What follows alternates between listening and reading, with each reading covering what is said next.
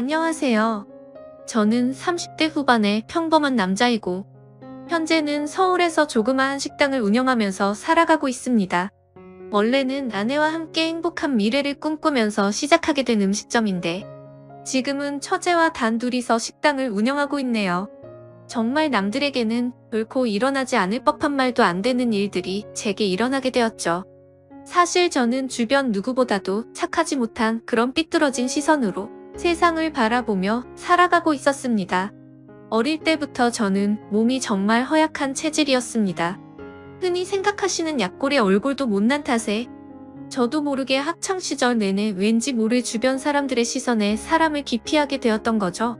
그리고 더 사람을 기피하게 된 것도 처음 짝사랑하게 된 여자에게서 너무 아픈 상처를 받게 되었습니다. 그때가 중학교 때였는데 그 당시 담임 선생님의 지시로 분기별로 3개월에 한 번씩 짝을 바꿔서 앉았었습니다. 저는 당연히 짝사랑하는 그녀와의 짝이 되기만을 항상 바래왔었고 결국에는 제 바람대로 제게 설렘을 주던 그녀와 짝이 되었습니다. 속으로 만세를 부를 정도로 너무 기쁘고 행복했었습니다.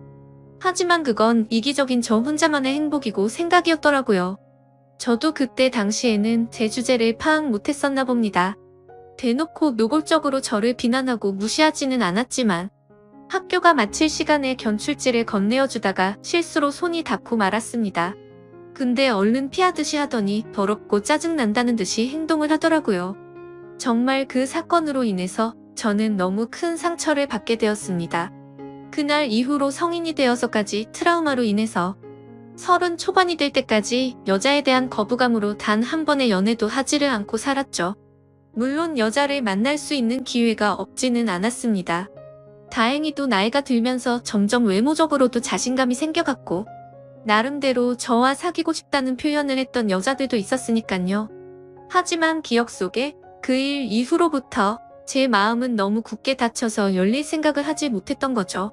아무튼 저는 몇 년 전까지만 해도 그냥 이렇게 편하게 혼자 살아가려고 했었습니다. 직업에 대한 자부심도 있었고 굳이 결혼에 대한 필요성도 느끼지를 못했었거든요. 남들처럼 집안이 화목하거나 그렇지도 못해서 가족에 대한 중요성도 와닿지 못했었고 요즘에는 일부러 결혼을 하지 않고 살아가려는 사람들도 많은 시대라고 생각했습니다. 아무튼 미래에 대한 생각도 별로 없었고 그냥 그저 그런 하루하루를 지내고 있던 어느 날이었습니다. 월요일 무거운 몸을 이끌고 회사로 출근을 했습니다. 그런데 사무실에 집기 하나도 빠짐없이 텅텅 비어 있더라고요. 5년 동안 다니던 회사였기에 이게 무슨 일인가 싶어서 진심으로 꿈을 꾸는 건가 라는 생각으로 머리가 멍했고 망치로 얻어맞은 기분이었습니다. 황당해서 뭐지 싶은 마음에 전화기를 꺼내는데 뒤이어 직원들이 하나둘씩 출근을 하더라고요. 사태 파악을 하고 봤더니 사장이 기어코 직원들의 임금도 다 떼먹고는 야반 도주를 했던 거였습니다. 그 당시에 저희 회사는 인테리어를 하는 회사였는데 솔직히 이 업계가 많이 불안한 건 맞았죠. 하지만 5년이란 시간 동안 동거동락했던 제게 말 한마디 없이 이렇게 도망가 버리다니 너무 충격적이었고 세상이 무너지는 기분이었습니다. 왜냐하면 월급이 조금 떼인 거라면 크게 상관없었겠죠. 하지만 사장과는 형 동생 하면서 제가 부사장 직함을 달고 있었고 공사했던 곳에서 대금 지급이 갑자기 미뤄졌다면서 급하게 융통한다며 제게 3천만 원을 꿔갔던 상황이었습니다. 남들에겐 적다면 적은 돈이겠지만 저에겐 정말 큰 돈이어서 충격이 어마어마했죠. 게다가 돈도 돈이지만 제 성격에 모든 사람들을 기피하면서도 외동인 제게 거의 유일하게 친형같이 생각했던 사람이 또 저를 배신하게 된 거였습니다. 저도 환장할 노릇인데 직원들은 제게 이게 어떻게 된 거냐고 물어보더니 시간이 갈수록 저를 다그치면서 몰아붙이기 시작하더라고요. 이러다가는 저도 공범으로 큰일 나겠다 싶었습니다. 저는 직원들에게 빚쟁이들이 올지도 모르니까 얼른 경찰에 신고부터 하자고 설득하고 신고를 하게 되었죠.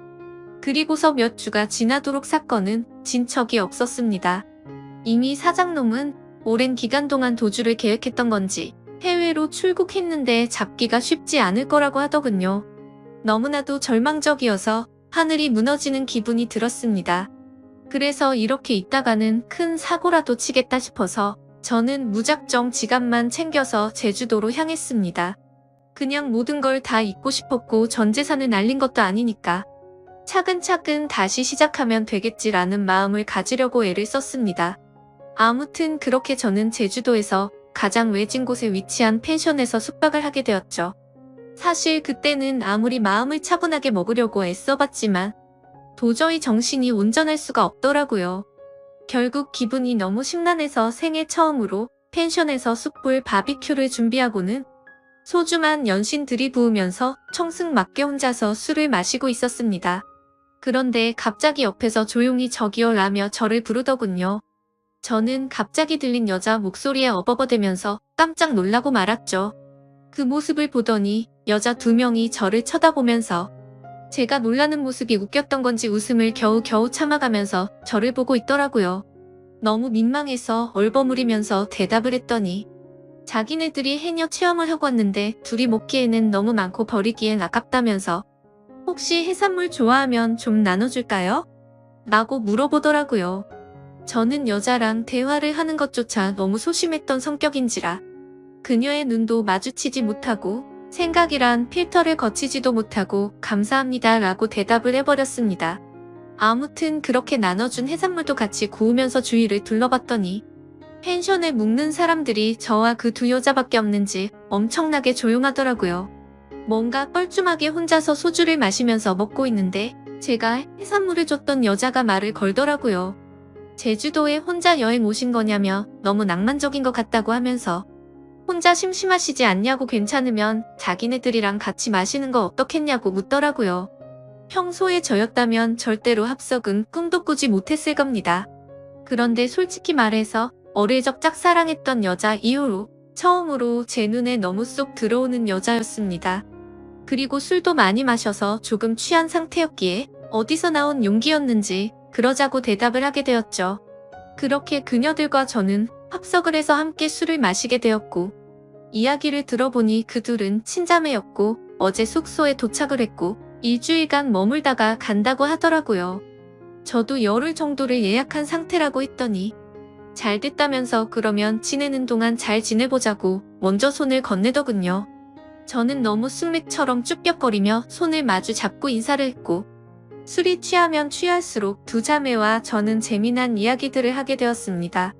그때 드는 생각이 저도 모르게 말로 나와버렸습니다. 사실 혼자서 괴로움을 삭히려고 왔는데 혼자 있을 때는 더 괴롭더니 지금은 괴로운 게 다 잊혀지고 너무 즐거운 것 같다고 말했습니다. 그러자 언니였던 제 이상형의 그녀는 무슨 일이냐고 제게 물어봤고 저도 모르게 그동안의 고충을 푸념하듯이 얘기를 하고 말았죠. 그런데 그런 지루하고 재미없는 얘기인데도 불구하고 그녀는 너무 진지하게 저를 똑바로 쳐다보면서 이야기를 들어주고 진심 어린 조언을 해주더라고요. 생전 처음으로 느껴보는 친절함에 저는 너무 행복했고 설레었습니다. 그렇게 꿈처럼 행복했던 시간을 보내다가 자리를 끝마치게 되었죠. 다음날 저는 전날 있었던 일에 민망해져서는 만나면 인사를 먼저 건네야 하나? 아니면 아는 척을 하지 말아야 하는 건가 온갖 생각과 고민을 했었습니다. 그러나 그런 고민들이 무심하게도 밖에 담배를 피러 나갔더니 그녀는 반갑게 저를 보고 웃으며 인사를 하는데 심장이 쿵 하고 내려앉는 것 같았죠. 여행하러 와서는 하루 종일 주무시냐며 인사를 건네는데 저도 어색한 인사로 답을 했습니다. 그러더니 오늘 우리 같이 밥 먹으러 가기로 한 거 잊었냐면서 묻더라고요. 저는 취한 나머지 해선 안 될 짓을 했구나 싶었고 괜히 여행 방해되고 싶지 않다며 어제 했던 말은 잊으라고 말하며 재밌게 여행을 즐기라고 했죠. 하지만 그녀는 끝내 고집을 피우더니 결국 그날 하루 종일 2 자매와 저는 여행을 함께 보내게 되었습니다. 그러다 보니 자연스럽게 그녀들과 저는 같이 붙어 다니며 매일같이 여행을 함께 즐기게 되었고 정말 꿈만 같던 시간은 너무 순식간에 지나가 버리더군요. 그렇게 2 자매의 마지막 날이 되었습니다. 솔직히 좀 많이 서운하더라고요. 고작 며칠밖에 안 되는 시간 동안 저는 그녀에게 더욱 빠져들었고 마지막 인사를 건네는데 저는 도저히 용기가 나지 않았습니다. 그때 그녀는 갑자기 제게 포옹을 하면서 덕분에 즐거운 여행이었다고 말을 건네주더군요. 너무 외롭게 살아오던 저는 순간적으로 마음이 울컥해서 눈물이 날 뻔했습니다. 그렇게 그녀들을 떠나보내고 혼자서 남은 여행을 보내는데 이건 도저히 여행이 아니다 싶더라고요. 행복한 시간들이 끝나고 나서 또다시 괴로움이 시작된 건 아니었습니다. 오히려 그녀와 지낸 시간들 덕분에 괴로움은 이미 잊은 지 오래였고 그녀를 또다시 보고 싶다는 생각이 너무 간절해지더라고요. 그래서 저는 인생을 살면서 가장 큰 용기를 내게 되었죠. 평생 혼자서 살다가 연애는 꿈에서조차 생각 못하던 제가 그녀와 함께 행복한 시간을 갖고 싶었습니다. 집으로 돌아온 저는 진짜 하루 종일 고민을 하다가 용기를 내서 그녀에게 전화를 걸었습니다. 어두침침한 제 성격과는 다르게 그녀는 반갑다는 듯이 밝게 전화를 받아주었습니다. 저는 조심히 잘 가셨는지 해서 연락드렸다고 하니까 그녀는 그렇지 않아도 조심히 여행 잘 마쳤는지 궁금했다고 되물어 봐주더군요. 그렇게 몇 마디를 주고 받게 되었고 어차피 제가 말을 잘하는 편도 아니었기에 단도직입적으로 말했습니다. 제가 주말에 서울에 일이 있어서 가게 됐는데 시간 괜찮으면 밥이나 먹을까요? 라고 물어봤습니다. 그러자 잠깐의 고민도 없이 그녀는 그러자고 대답을 했고 약속을 잡은 뒤에 통화를 끊게 되었죠. 얼마나 긴장을 했던 건지 손이 떨리고 등에 땀이 흘러내릴 정도였습니다. 며칠 뒤에 약속 시간에 그녀와 다시금 만나게 되었고 행복한 시간은 또 다시 순식간에 흘러가더라고요. 그날은 그냥 정말 보고 싶다는 생각이 갔던 거지 고백을 하려거나 그런 마음은 전혀 없었습니다. 하지만 마지막으로 들어간 와인바에서 와인을 마시다 보니 또 헤어지는 게 너무나 슬프더군요. 저는 그녀에게 앞으로도 계속해서 보고 싶다고 말했습니다. 그러자 그녀는 다른 여자들과 달리 제 마음을 알아줬는지 더 이상은 떠보지 않았고 제 손을 잡아주더라고요. 그렇게 제 인생에서 가장 사랑하는 그녀와 저는 연인이 되었고 남들에겐 힘들다고 하던 장거리 연애가 제게는 너무나 행복한 나날이었습니다. 아무리 멀다 한들 그녀를 매주 볼 수 있다는 건 제게는 너무 과분한 일이었죠. 우리는 그렇게 행복한 연애를 3년간 이어갔고 그녀 덕분에 저는 과거와 비교하면 너무나도 정반대의 사람이 되어 있었습니다. 새로운 직장에서 사람들과 웃으면서 대화도 잘 이어갔고 성실하고 착한 그녀를 따라서 고아원의 봉사활동을 다녔는데 제 마음이 너무 평온해지는 걸 느꼈습니다. 하루하루가 너무 행복해졌고 이렇게 살아갈 수만 있다면 가정이라는 걸 꾸려서 평생을 행복하게 지내고 싶다라는 생각이 들더라고요. 저는 그렇게 달라진 제 스스로에게 결심을 하고 그녀에게 청혼을 하였습니다. 그녀는 제 청혼을 받아주었고 저희는 결국 사랑의 결실을 맺게 되어 결혼을 하게 되었죠. 그 당시에 아내는 서울에서 처제와 함께 조그만한 식당을 운영하고 있었습니다. 그래서 아내와 상의 끝에 제가 이직을 하기로 했고 결혼을 하면서 제가 서울로 올라오게 되었죠. 아내와 저는 인생에서 가장 행복한 부부처럼 그 누구도 부럽지 않게 지냈습니다. 결혼한 지 2년 동안 한 차례도 다툼이 없을 정도로 주변에서 누구나가 예쁘게 봐주었죠. 그렇게 행복한 나날들을 보내다가 제가 다니던 회사가 또 다시 부도가 나면서 저는 일자리를 또 잃게 되었습니다. 그때부터는 이렇게 불안한 직업을 하는 게 맞는 건가라는 고민에 빠져들었고 막상 또 새로운 일자리를 구하려고 하니 직장 생활에 지쳐 있었죠. 그러다 힘들어하던 중 아내와 더 오랜 시간을 붙어있고 싶었고 그동안 모은 돈을 보태어서 새로운 식당을 여는 게 어떨까 생각이 들었습니다. 저는 인테리어 회사를 다니던 경험을 살려서 아내가 모르게 직접 발품 팔아서 새로운 식당 자리도 알아보고 양식에 어울리는 인테리어 포트폴리오를 만들어서 아내에게 말했습니다. 더 이상 내 일에 흥미를 잃어서 직장에 다니는 건 그만하고 당신과 처제를 도와서 가게를 더 크게 해보고 싶다고 하면서 설명을 해줬죠. 한참 아무 말 없이 지켜보던 아내는 제 선택을 존중해주면서 그러자고 했고 그날부터 저와 아내 그리고 처제는 새로운 식당을 열기 위해서 분주하게 준비를 했습니다. 결국 저희는 나름 작지만 예쁜 식당을 열게 되었고 기대 이상으로 식당은 장사가 잘 되었습니다. 제 선택에 있어서 정말 많이 불안했고 걱정도 많았는데 이렇게 행복해도 되나 싶었죠. 아내도 솔직히 오랫동안 해오던 가게를 옮기는 게 불안했고 무서웠는데 저 하나만을 믿고서 그 큰 결정을 바로 내려줬던 걸 알게 되었습니다. 저는 착한 아내에게 너무 고마웠고 평생을 행복하게 해줄 거란 마음을 제 가슴에 되새겼죠. 하지만 하늘이 너무 원망스럽게도 제 바람과 그 행복은 산산조각이 나게 되었습니다. 아내가 일을 하던 도중에 갑자기 쓰러지게 되었습니다. 처음에는 가게가 바쁜 탓에 과로해서 그런 거겠지 하며 아내를 안심시켰었죠.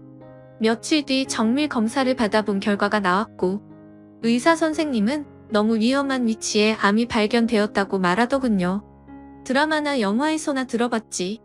이런 일이 제 아내에게 생길 줄은 정말 상상조차 못했기에 그 자리에서 바로 눈물이 났습니다. 의사 선생님이 말을 이어갔습니다. 이런 말씀드릴 때가 자신도 가장 마음이 아프다고 하면서요. 솔직히 말해야 할 것 같다며 아무래도 너무 위험한 수술이 될 것 같다고 하면서 아내분에게도 솔직히 말씀을 드려야 한다고 하더라고요. 그 말을 듣는데 아내를 처음 만났던 제주도에서 처음 만난 그날 밤이 떠오르고 그동안의 일들이 순식간에 주마등처럼 지나가는데 저도 모르게 애처럼 펑펑 울어버렸습니다. 아내에게 이 모든 사실을 솔직하게 털어놓는다는 게 너무나도 어려웠습니다. 하지만 저를 저보다도 잘 아는 아내는 저를 보자마자 눈치를 채더라고요. 펑펑 울어서 알아본 건지 너무 경직되어 있는 저를 알아본 건지 저는 있는 사실 그대로를 말해줬습니다. 아내는 괜찮은 척하면서 오히려 저를 위로해주면서 말을 하더라고요. 솔직히 너무 무섭고 화도 나고 슬프지만 저를 만나서 그동안 너무 행복했다며 그래도 위험하긴 하지만 끝까지 포기는 하지 않을 테니까 좌절하지 말자고 하더군요. 그 말을 듣는 순간 제가 너무 부끄러웠습니다. 정작 아픈 아내는 저렇게 용기를 내서 힘을 내려고 하는데 도저히 저부터 무너질 수가 없었습니다. 처가댁에 연락을 해서 이 사실을 말씀드렸고 장인어른과 장모님 그리고 처제는 아내에게 찾아와서 미친 듯이 펑펑 울었습니다. 그러자 아내도 그동안 참았던 눈물이 터진 건지 애처럼 펑펑 우는데 정말 가슴이 찢어졌습니다. 그렇게 아내는 항암 치료를 시작하게 되었고 날이 가면 갈수록 급속도로 야위어가는 아내를 보고 있으니 모든 게 너무 원망스러웠습니다. 괜히 나를 만나서 아내가 이렇게 아프게 된 것만 같고 죽을 만큼 너무나도 힘이 들었습니다. 그렇게 힘든 시간을 지나서 아내의 수술이 있기 전날 밤 아내와 저는 한참 동안 이야기를 나누었습니다. 그때 처음으로 알게 되었던 건 아내도 제주도에서 처음 본 그날 저에게 호기심이 생겼고 관심이 갔었다고 하더군요. 그래서 다음날 같이 밥 먹자는 약속을 한 적이 없었지만 일부러 거짓말을 해서 같이 합류해서 여행을 한 거였다고 하더라고요. 물론 제 여행을 방해하고 싶었던 건 아니었고 제가 그날 밤 혼자 있을 때 더 괴롭다고 했던 말이 밤새도록 신경이 쓰였답니다. 제 아내의 성심이 깊은 건 알았지만 그 말을 듣는 순간 눈물이 멈추지가 않더군요. 그러면서 수술이 어려운 건 우리 모두가 다 잘 알고 있는 사실이니까 지금 말을 해야겠다고 하더라고요. 혹시라도 자신이 잘못되더라도 제발 당신 탓이라고 생각하지 말고 행복했으면 좋겠다고 말했습니다. 그리고 우리가 함께 시작했던 가게도 자신에겐 너무 행복한 추억이 가득한 곳이니 슬픈 감정보다도 행복한 추억을 떠올리면서 계속 지켜달라고 했죠. 그렇게 밤새도록 저희는 끊임없이 많은 대화들을 나누었고 결국에 제가 인생에서 가장 사랑하던 제 아내는 이 세상을 떠나고 말았습니다. 아내를 떠나보내고 하루하루가 너무 괴롭고 인생이 무너진 듯 슬펐습니다. 솔직히 돈 몇천만 원 사기당했던 건 정말 세 발의 피조차도 안 될 정도의 괴로움이었습니다. 정신 나간 사람처럼 죽을 만큼 술을 마셔대기도 해봤지만 다 소용없었습니다. 시간이 지나면 이 아픔이 줄어들 수 있을까 싶은 생각만 가득했습니다. 그렇게 집에서 틀어박혀서 지낸 지 몇 주가 지났을 무렵이었습니다. 항상 조용하고 내성적이던 처제가 집에 들어와서는 마치 다른 사람처럼 온갖 잔소리를 늘어놓기 시작하더라고요. 언니가 지금 이 꼴을 보려고 그렇게 떠나간 줄 아냐면서 화를 내더군요. 형부 혼자서만 힘든 줄 착각하지 말라며 주변 사람들 생각해서 제발 그만하라면서 화를 내다가 울더라고요. 정말 예전이나 지금이나 너무 이기적인 나쁜 놈이었습니다. 저뿐만 아니라 모두가 다 힘들어도 꿋꿋이 버텨내고 있다라는 생각이 들더군요. 울고 있는 처제에게 다가가서 저도 같이 울면서 미안하다고만 되뇌었죠. 그러다 처제와 함께 밖으로 나가서 같이 술을 한잔하면서 이야기를 나누었습니다. 가게는 이렇게 계속 문을 닫아둘 거냐고 물어보더라고요. 솔직히 아내 생각에 미쳐버릴 것 같아서 가게 근처도 갈 수가 없었습니다. 하지만 그건 너무 비겁한 짓이란 것 정도는 알았죠. 그런 생각을 하던 찰나의 처제도 저와 같은 생각을 말하더군요. 언니 생각에 자신도 가게 근처도 못 가겠다며. 근데 언니가 제게 했던 말을 처제에게도 똑같이 했더라고요. 마지막으로 부탁한다면서 좋았던 추억 가득한 가게를 계속했으면 좋겠다고 했답니다. 사실 아내가 왜 그렇게 가게에 집착하는지는 저도 잘 알고 있었습니다. 아내는 저와 제 처제를 생각해서인 마음도 당연히 있었지만 너무 착한 심성에 그동안 어려운 아이들에게 무료급식을 주던 걸 멈추지 않기를 바랬던 거였죠. 세상에 어떻게 이런 착한 여자가 또 있을까요? 사실 이런 마음을 갖고 있는 것도 가게를 가게 된 날 알게 되었습니다. 첫째와 저는 아내의 부탁을 이어나가기 위해서 결심을 했고 다음날 가게로 나갔습니다. 몇 주간 비워져 있던 가게임에도 불구하고 구석구석 너무 깔끔하게 청소가 다 되어 있었습니다. 그리고 그곳에 놓여져 있던 편지가 있었죠. 아내는 가족들과 저에게 너무 많이 미안하답니다. 제게는 평생 행복하게 함께 지내면서 흰머리 나는 것도 보고 싶었고 우리에게 아이도 낳아서 행복한 미래를 꿈꿨는데 너무 마음이 아프다네요. 그러면서 자신을 대신해서 아이들에게 도움을 주면서 평온함을 느껴줬으면 좋겠답니다. 스스로 자책하지 말고 세상에 주어진 걸 감사하게 느끼면서 주변 사람들에게 사랑을 베풀다 보면 우리는 또 다시 금방 만나서 행복하게 지낼 거라고 하네요. 첫째와 저는 그 편지를 읽고 또 한바탕 울어버리고 말았습니다. 그날 저와 처제는 그동안 상한 음식들을 모두 정리하고 밤새도록 정리를 했습니다. 아내의 바람대로 다시 장사를 하기 위해서 준비들도 하였고 장사를 시작하고서 정신없는 나날들을 보냈던 것 같네요. 처제는 언니 대신해서 잔소리할 거라며 전처럼 느긋하게 할 생각 말고 제대로 도와달라며 선전포고까지 하더군요. 그러면서 꿀단지가 뻑뻑해서 모셔는 저를 핀잔 주더니 숟가락으로 치더니 순식간에 열더라고요. 이제는 예전보다 조금은 더 편해진 처제와 열심히 하루하루를 보내고 있네요. 이 글을 쓰면서도 제 인생에서 제일 행복함을 느끼게 해준 제 아내가 너무 그립고 보고 싶습니다. 아마도 이 마음은 제가 아내를 찾아갈 때까지 영원하겠죠. 긴 사연 읽어주셔서 감사드립니다.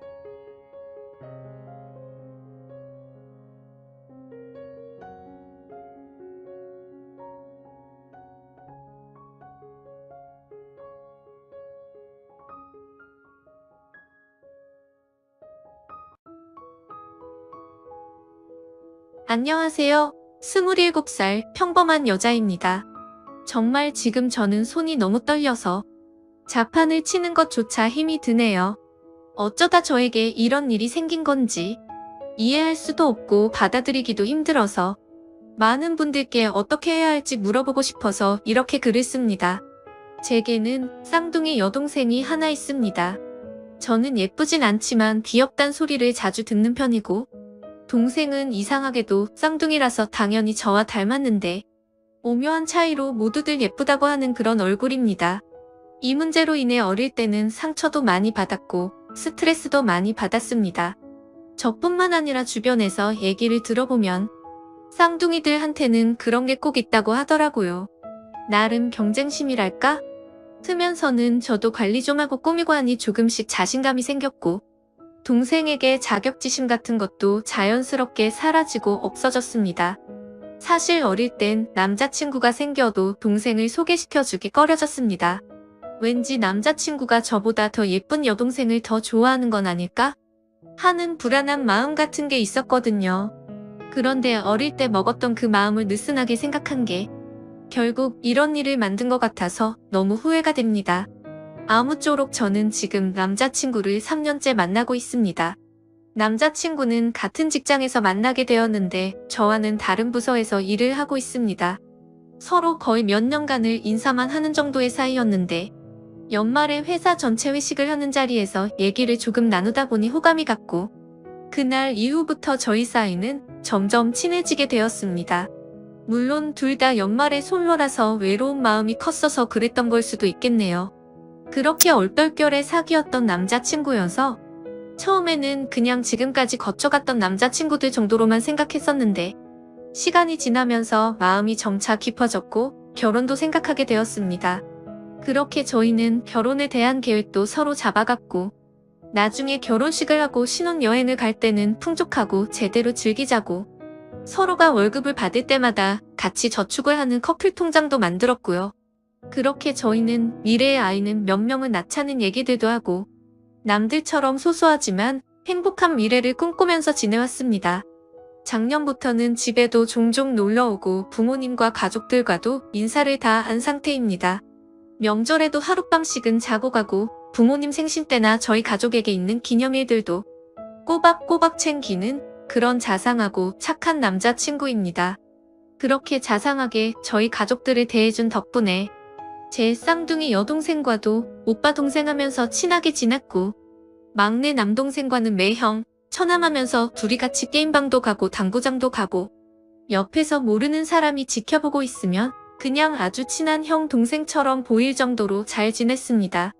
그런데 몇 달 전부터 저는 왠지 이상한 느낌을 받게 되었습니다. 제 쌍둥이 여동생과 도가 지나치게 가깝게 지낸다고 느껴지는 거예요. 물론 막내 남동생과는 친한 형 동생처럼 지내기는 하지만 남자들끼리 친한 것과 제 여동생과 친한 거는 엄연히 다르다고 생각해요. 처음에는 아직도 동생에게 자격지심 같은 게 남아있어서 그런가 보다 생각했습니다. 하지만 남자친구가 저희 집에 놀러와서 밥을 차려주려고 준비를 하고 남자친구가 안 보여서 찾아보면 동생 방에 단둘이 있다던가 뭐하냐고 물어보면 그냥 얘기 중이라고 너무 태연하게 말을 하더군요. 그리고 그냥 별 내용 아닌데도 여동생과 문자를 주고받는다던가 문자 내용을 물어보면 뭐 잘 자고 일어났냐, 밥은 먹었냐, 언니는 뭐 하느냐 등 제 얘기가 꼭 들어있었기에 저는 크게 의심은 하지 않았습니다. 의심하는 제가 오히려 이상한 사람이 되는 것 같아서요. 조금 불안하긴 했지만 이상한 생각이 들 때마다 이러지 말자고 마음을 먹었습니다. 그럴 리 없다. 내가 이상한 거다. 말도 안 되는 일이다. 그런데 요즘 들어 남자친구의 행동들이 점점 이상해지는 겁니다. 저희는 매일 밤에 잠들기 전 항상 통화를 하고 잠들곤 했습니다. 그런데 언제부턴가 피곤하니까 일찍 자자라고 하고 일찍 통화를 끊는다던가 그냥 문자로 잘 자라고 하고는 잠들어 버린다던가 아무쪼록 뭔가 이상하게 점점 멀어지는 듯한 기분이 들더라고요. 그래서 심란한 마음에 잠도 안 오고 여동생이랑 수다나 떨까 하는 마음으로 여동생 방에 들어가려고 하면 항상 전화통화를 하고 있더라고요. 자세히는 모르지만 통화 내용은 참 다정하고 애틋한 듯한 느낌이 들었습니다. 제 여동생 스타일은 남자친구를 딱히 두지 않아도 여동생의 외모가 예뻐서 많은 남자들이 모두들 다 잘해주니까 여러 명 거느리고 모두에게 챙길 거 다 챙기는 그런 스타일입니다. 한마디로 어장관리를 잘하는 여우 같은 성격이었죠. 그렇기 때문에 제가 지금까지 봐오던 여동생은 딱히 남자에게 마음을 준 사람은 없으니 밤늦게까지 통화하는 일은 없었죠.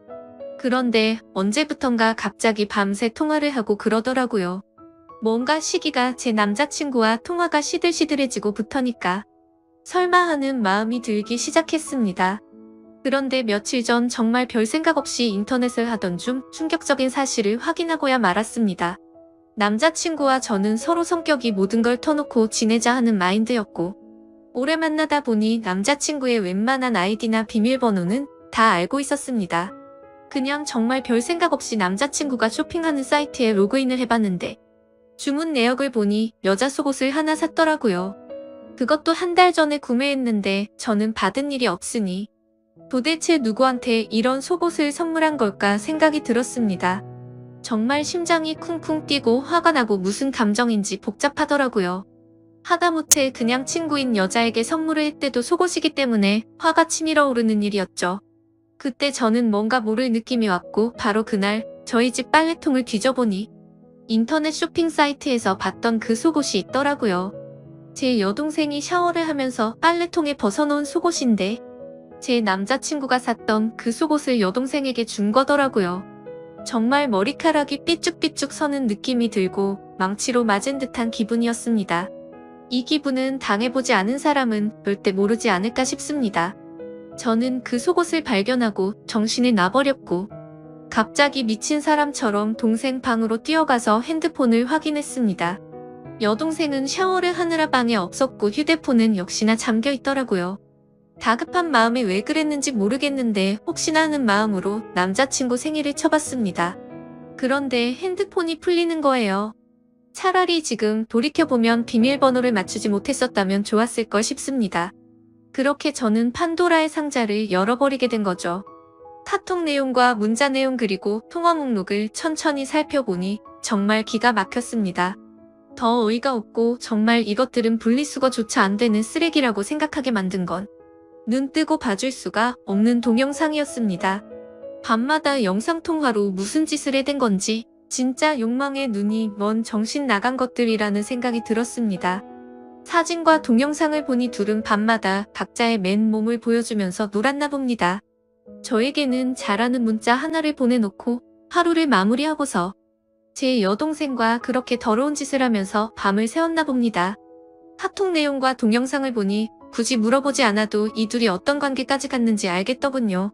이건 분명 둘 사이에는 갈 때까지 간 사이라는 거요. 정말 더럽다는 생각이 들었고 저까지 더러워진 기분이 들었습니다. 카톡 내용을 보니 제 여동생에게 사랑한다느니 우리 어떻게 하면 좋을까 너를 먼저 만났어야 하는 건데 걸림돌 좀 없애버리고 싶다라고 하더군요. 저는 저도 모르는 사이에 이 둘에게는 걸림돌이 되어 있었습니다. 카톡 내용들 하나하나 정말 충격이더군요. 그래도 사람이라면 이런 말도 안 되는 만남을 몰래 하고 있으면 죄책감이나 미안하다는 내용이 하나라도 있어야 하는 건데 그런 내용의 문자는 정말 단 하나도 없더라고요. 심지어 오히려 제가 방해꾼인 것처럼 말하고 저를 먼저 만나게 돼서 자기들의 사랑이 꼬여버린 것처럼 말하고 그렇게 생각을 하고 있더군요. 도대체 이것들이 언제부터 이렇게 몰래 만남을 이어왔을까 카톡을 가장 위로 올려봤습니다. 정말 충격적이게도 2달 전쯤 여행을 갔을 때였습니다. 그때 남자친구와 저 그리고 여동생 남동생 이렇게 넷이서 여름 휴가로 여행을 갔고 가족과 같이 여행을 가서 이런 일이 있었다라는 게 너무나도 황당하고 욕이 나오더군요. 그때 당시에는 술에 취해 있어서 이상한 낌새를 전혀 눈치채지 못했지만 지금 돌이켜 생각해보면 그때였구나란 걸 알게 되었습니다. 저는 주량이 너무 약합니다.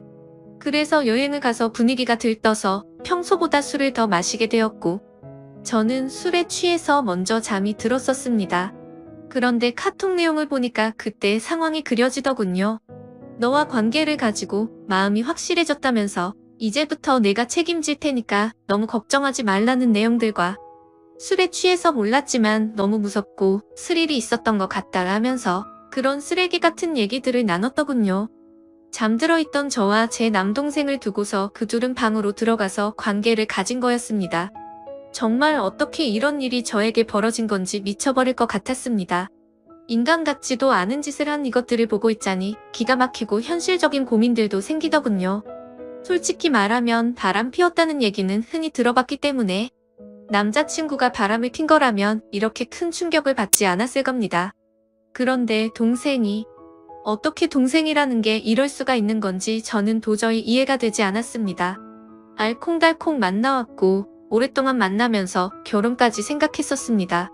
제 인생에서 가장 사랑했었던 남자친구지만 결국 이런 상황이 됐으니 그냥 헤어지면 그만이라는 생각이 들었습니다. 하지만 평생 끊을 수 없는 관계인 친동생. 저는 도저히 어떻게 해야 될지를 모르겠습니다. 지금 당장 상황을 말씀드리면 일단 아무 말도 하지 않았고 지켜보고 있는 상황입니다. 정말 마음 같아선 둘 다 불러서 당장 뒤집어 엎고 싶습니다. 그만큼 제정신으로 버티기가 힘든데 아직까지 내색하지 않고 어떻게 하는 게 좋을지 죽을 힘을 다해서 간신히 참아내고 있습니다.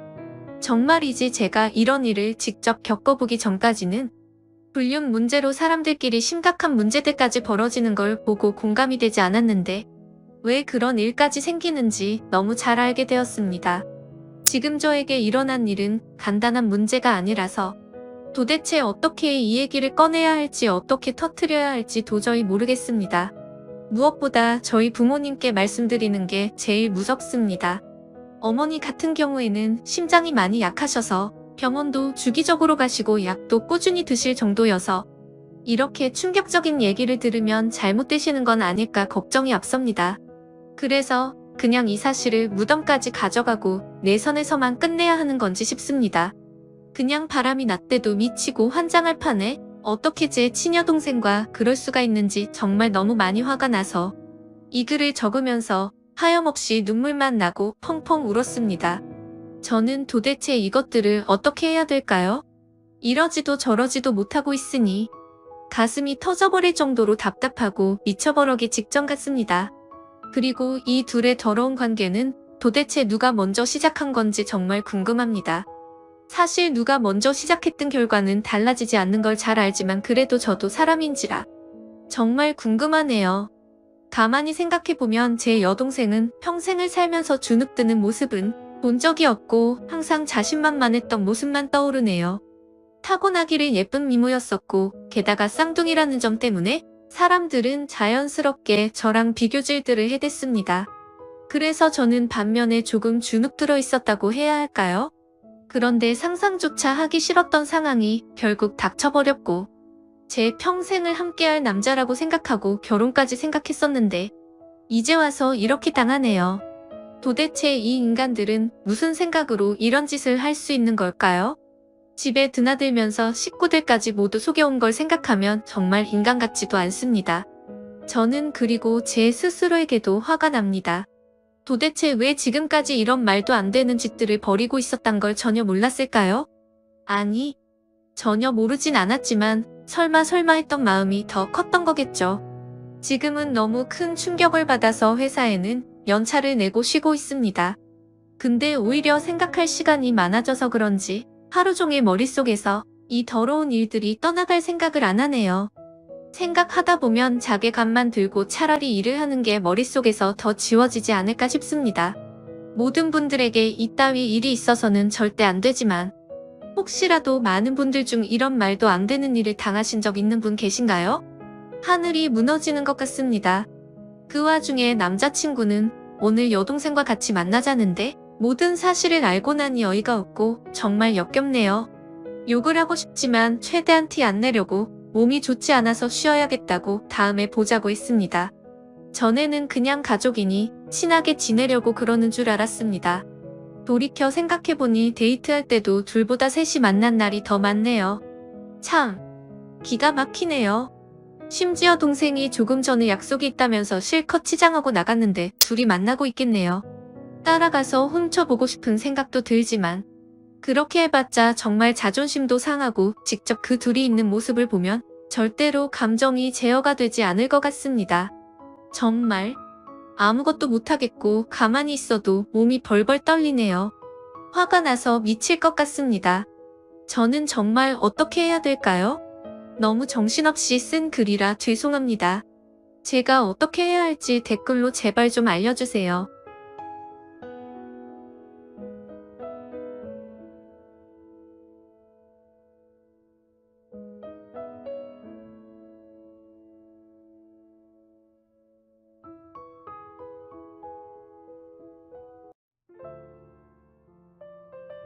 안녕하세요. 저는 서울에서 거주 중인 30대 초반의 여자입니다. 그동안 있었던 파란만장한 제 인생사를 들려드리고 싶어서 이렇게 조심스레 사연을 보내게 되었습니다. 저는 지금 형부와 같이 살고 있는데 긴 글이 될 수도 있겠지만 그저 한 여자의 속풀이라고 생각하고 가볍게 들어주셨으면 좋겠습니다. 저에게는 2살 차이가 나는 친언니가 한 명 있습니다. 언니는 매사 차분하고 현명했으며 성격도 참 시원시원했었죠. 똑 부러지는 성격에 공부도 상당히 잘했고 얼굴도 예쁜 외모라 남자들 사이에서도 인기가 상당히 많았습니다. 더군다나 성격도 착해서 어릴 적부터 저를 살뜰히 챙겨준 언니가 제 우상이자 꿈이었던 것 같아요. 나이는 겨우 2살 차이밖에 안 되지만 어릴 적부터 언니는 제게 상당히 커다란 존재였던 것 같아 말을 잘 따르곤 했습니다. 공부를 상당히 잘하던 언니는 서울의 좋은 대학에 입학하게 되었고 그로 인해 서울에서 혼자서 자취를 시작하게 되었습니다. 그때 당시 저는 혼자 나가서 자취하며 사는 언니가 그렇게 부러울 수가 없었죠.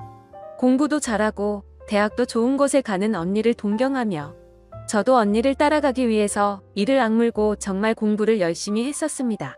그러다 보니 저도 곧잘 성적이 잘 나왔고 그 덕분에 언니와는 다른 학교지만 나름 서울에 있는 괜찮은 4년제 대학교에 입학을 하게 됐습니다.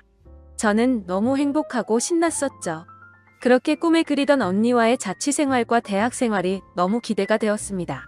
부모님은 철없는 딸년이라고 핀잔을 주셨지만 내심 서울 4년제 대학에 입학한 딸들을 보며 흐뭇해 하셨었던 것 같습니다. 그렇게 학기가 시작되었고 저는 언니와 같이 살게 되었습니다. 대학 생활을 시작하니 이래저래 시간이 금방 지나가더라고요. 친구들도 여러 명 사귀게 되었고 술집도 처음 가보고 미팅도 하면서 너무 즐겁게 지낸 것 같아요. 그러다 언니는 졸업을 하고 대기업은 아니지만 업계에서 알아준다는 좋은 곳에 취직을 하게 되었습니다. 그리고 얼마 뒤 지금의 형부를 만나게 되었네요. 언니보다는 2살 위였으니 저하고는 4살 차이가 나는 남자였고 언니와 소개팅으로 만났다고 들었습니다. 처음 만났을 때 환하게 웃으며 내가 연희의 동생이야? 라고 말하던 게 정말 엊그제 있었던 일처럼 생생합니다. 저는 언니와 같이 살고 있었기 때문에 형부와는 자주 만났어요. 처음에는 여자 둘이 사는 집에 자꾸 찾아오는 게 불편했지만 너무나 좋은 성격에 항상 밝은 미소를 보여주던 형부였죠. 그리고 언니와 같이 어울리며 놀다 보니 언젠가부터 저도 서서히 편해지더라고요. 2사람은 항상 저를 같이 챙겨주었고 식사나 영화 그리고 술을 마실 때도 함께 했어요. 언젠가부터 그게 너무 좋았고 일상이 된 듯이 같이 노는 게 편해졌습니다. 저와 형부는 아는 오빠 동생 같이 아주 편한 사이가 되었던 거죠. 그렇게 처음 겪어보는 재밌는 일상들을 만끽하였고 평범한 대학 생활을 즐기면서 별탈 없이 잘 지내고 있었습니다. 그런데 하늘이 무너질 만큼 충격적인 일이 생겨버렸죠. 어느 날 갑자기 부모님의 충격적인 사고 소식을 접해야 했습니다. 언니와 제가 사는 자취방에 오셔서 반찬이며 이것저것 가져다 주시고 시골집으로 내려가시다 차가 반파되는 큰 사고가 났습니다. 여자들끼리 사는 집이 이게 뭐냐며 투덜거리셨던 엄마와 애들한테 잔소리 그만하라는 아빠. 그 모습이 마지막 모습이셨어요. 부모님 2분 다 그 사고로 인해 돌아가시게 되었습니다. 저희 자매는 너무나도 슬픈 그 현실을 어린 나이에 모두 받아들여야만 했습니다. 형부는 장례식장에서 언니의 남자친구라고 주변 분들에게 소개를 하였고 저희 부모님의 마지막 장지까지 함께 해주었습니다. 목 놓아 울다가 너무 힘들어 지치면 형부가 달래주었고 무엇이라도 먹으라며 밖에서 죽까지 사와서 저희들을 챙겨줬었죠. 형부에게 너무 고마웠고 그때부터 많이 의지가 되었던 것 같아요. 그렇게 부모님을 보내드리고 나니 저희는 졸지에 고아가 되어버린 거나 마찬가지인 상황이 되었습니다. 그렇게 힘든 시기에 겨우겨우 버티면서 대학 생활을 마치고 졸업을 하게 된 저에게도 어느 날 한 남자가 다가오게 되었습니다. 이 남자가 바로 제 전 남편입니다. 부모님이 돌아가시고 형부와 언니에게 많이 위로받고 기대면서 살았지만 그걸로 제 마음이 채워지기에는 부족했었나 봐요. 자상하게 다가와서 제 말을 잘 들어주던 그 남자와 연애를 하게 되었고 저는 자연스럽게 그 남자에게 제 삶을 기대고 많이 의지하게 되었었죠. 그러다 보니 집에 들어가지 않고 외박을 하는 횟수도 점점 늘게 되었고 안 그러던 제가 갑자기 그런 모습을 보이게 되자 언니와 형부에게 혼도 많이 났었습니다. 그러던 중 저는 그만 사고를 치고 말았습니다. 어리다면 어린 그 나이에 혼전 임신을 하게 되었던 거죠. 지금 생각해보면 정말 미친 짓이라 생각하고 있고 그 시간을 되돌리고 싶은 심정입니다. 물론 지금 제 인생 누구보다 소중한 제 딸아이가 없길 바란다는 뜻이 아니고 전 남편만 되돌리고 싶습니다. 하지만 그때 당시에는 그 남자를 많이 의지했고 사랑했었기에 미래가 행복할 거라 꿈꾸고 아이를 낳자고 마음먹었습니다. 그렇게 저희는 예정에 없었던 결혼을 급하게 하기로 한 거였죠. 그래서 저는 언니와 형부에게 이 사실을 알렸고 정신이 있는 거냐며 많이 혼났었던 것 같습니다. 잘 살 테니 걱정하지 말라고 얘기를 계속 해줬지만 그게 말처럼 쉽게 될 리 없다는 걸 잘 알고 있는 2사람은 저를 많이 설득하려고 했죠. 하지만 뱃속에 제 아이가 있었기에 되돌릴 수 없다는 걸 모두가 알았고 결국 제 의견을 따라서 결혼을 진행하게 되었습니다. 그러나 상견례부터 참 쉽지 않더군요. 그날부터도 많은 일이 있었습니다.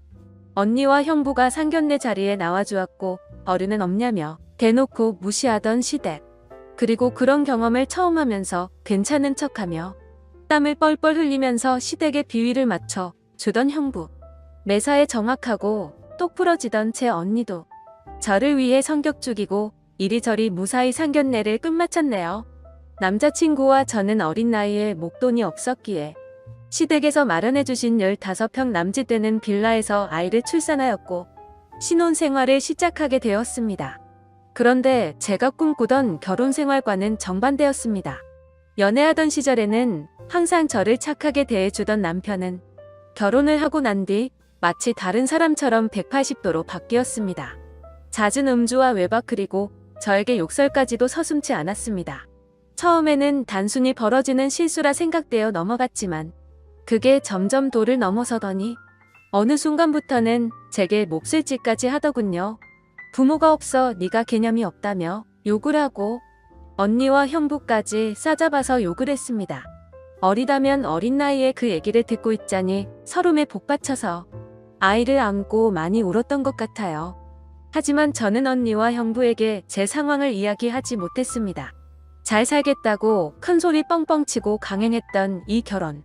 지금 제가 이런 대접을 받고 힘들게 산다는 사실을 안다면 언니와 형부가 너무 슬퍼할 걸 잘 알았거든요.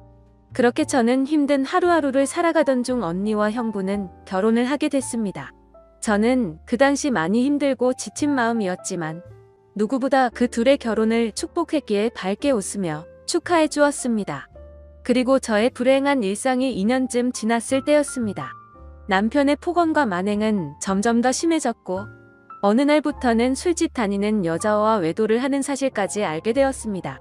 많이 믿고 결혼한 사람이었기에 그런 현실들이 너무 많이 힘들었어요. 그래서 저는 이제는 이 사람과 어떻게든 정리를 해야겠다고 생각하고 있었을 때였습니다. 하지만 현실적으로 이혼하고 나가면 어떻게 살까라는 생각이 들었고 아직 이렇게 조그마한 딸아이와 내가 잘 살 수 있을까 걱정이 들었습니다. 부모님께서 살아계셨으면 내가 돌아갈 곳이 있을 텐데는 슬픔에 잠겼죠. 그러다 힘들어 지쳐 딸아이를 데리고 언니를 보러 집으로 찾아갔습니다. 저는 아무런 일 없다는 듯 언니와 식사를 했고 평소대로 일상적인 대화를 나누었습니다.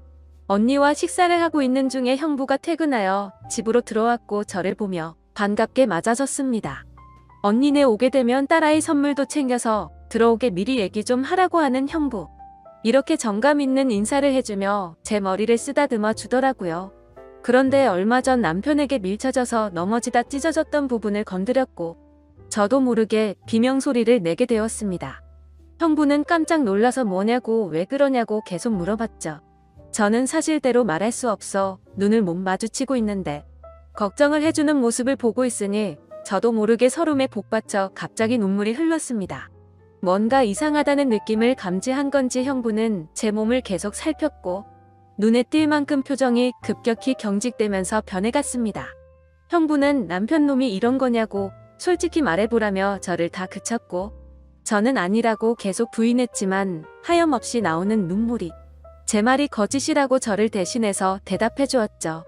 결국 그날 그동안 있었던 모든 일에 대해서 솔직하게 말을 했고 형부는 화를 내면서 그 늦은 시간 저를 이끌고 저희 집을 찾아갔습니다.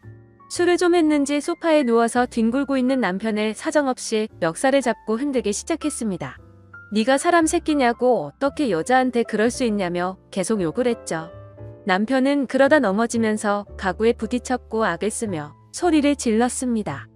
형부는 그때부터 정신이 조금 들었는지 잠시 숨을 고르더라고요.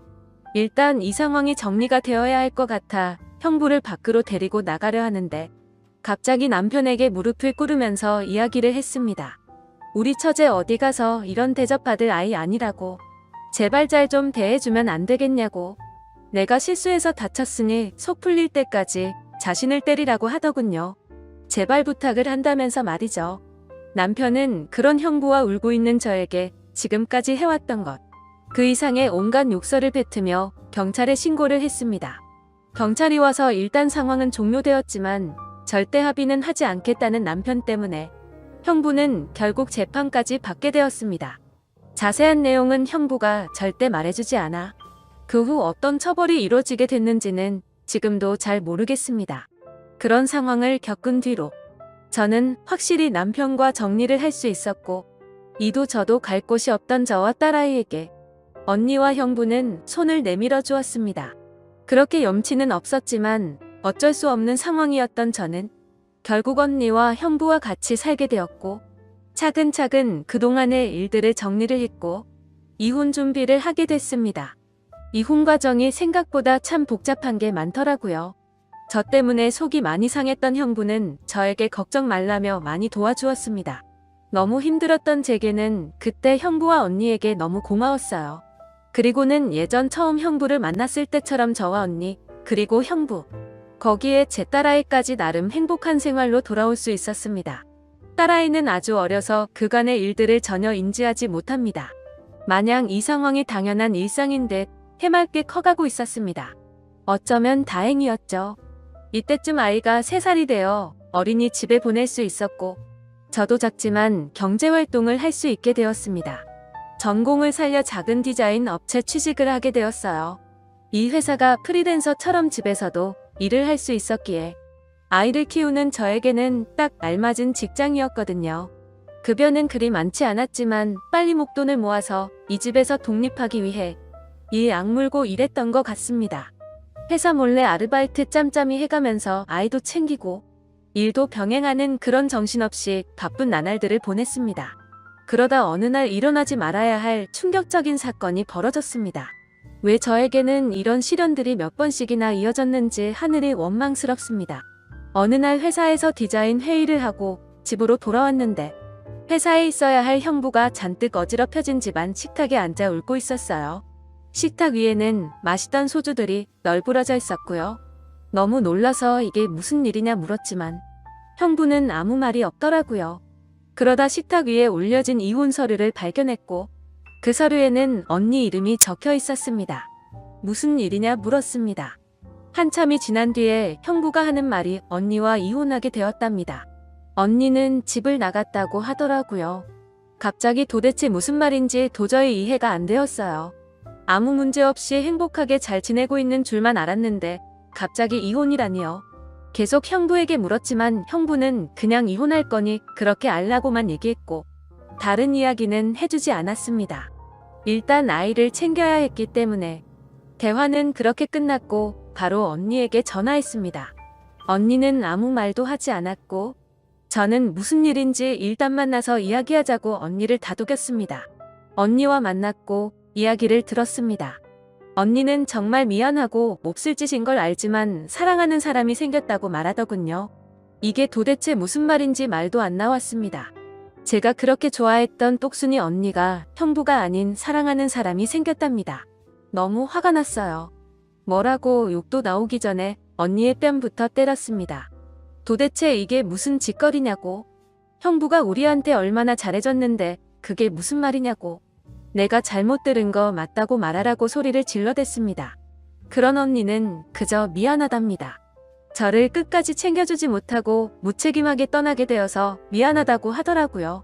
너무나 황당하고 어이가 없어서 말도 제대로 안 나오더군요. 그렇게 저희들을 위해 잘해준 우리 형부가 너무 불쌍해서 저는 정신을 차리고 언니에게 얘기했습니다.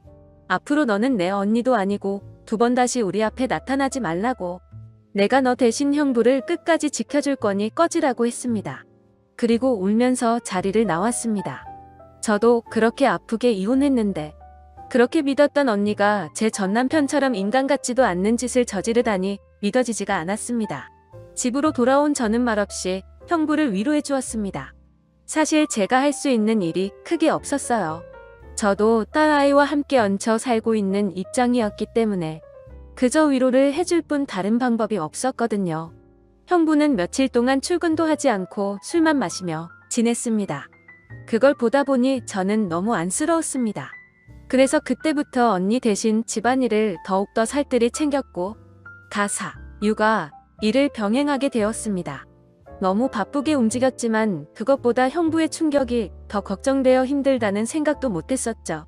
그러던 어느 날 형부가 저를 불렀습니다. 그리고 봉투 하나를 건네주었는데 1억 원이 수표로 들어있었어요. 그러며 하는 말이 같이 아파트 들어가려고 모아두었던 돈인데 이제 아무것도 필요 없으니 이 돈 가지고 나가서 자기 걱정 말고 행복하게 살려고 합니다. 여기에 계속 있기 불편하지 않겠냐고. 어차피 끝까지 저랑 제 아이 데리고 가려고 했었기에 그 몫을 나누어 주는 거라고 하더군요. 힘든 그 와중에도 제 걱정을 하고 있었다니 눈물이 나서 펑펑 울어버렸어요. 그리고 형부를 꼭 안아주며 내가 같이 지켜줄 거니까 너무 슬퍼하지 말라고 당분간 곁에 있게 해달라고. 형부가 정신 차리면 내가 알아서 나갈 테니 이 돈은 필요 없다고 말했습니다. 형부도 감정이 복받쳤는지 목 놓아 울었고 알겠다면서 고맙다고 말하더라고요. 그렇게 저와 저희 딸아이 형부까지 비록 임시지만 새로운 가족이 되었습니다. 형부는 바랄 게 뭐 있냐고 아무것도 필요 없다며 언니와 조용히 합의 이혼을 했습니다. 왜 이렇게 착한 사람을 상처받게 만드는지 언니가 너무 미웠고 형부에게 미안했습니다. 이렇게 짧은 시간 동안 부모님의 사고 그리고 혼전 임신과 이혼 또 믿었던 언니의 충격적인 배신까지 무려 3가지나 되는 큰일을 연달아 겪었습니다. 형부는 이혼을 한 뒤로 정신을 차리고 일상으로 돌아왔습니다. 저도 마찬가지고요. 서로 많이 의지를 해가며 바쁜 나날들을 보내고 있습니다. 언니가 떠난 충격을 온전히 떨칠 수는 없었지만 그래도 그 슬픔이 어느 정도 가셨을 무렵 작은 월세방을 얻어서 나간다고 형부에게 말했죠. 어느 정도 일상이 제자리를 찾은 것 같아서 제가 살 길을 찾아가겠다고 말했더니 여기가 너희 집인데 어딜 가냐고 화를 내더라고요. 이제 우리 가족인데 어딜 나가냐고요. 끝까지 서로 의지하자며 저를 붙잡더라고요.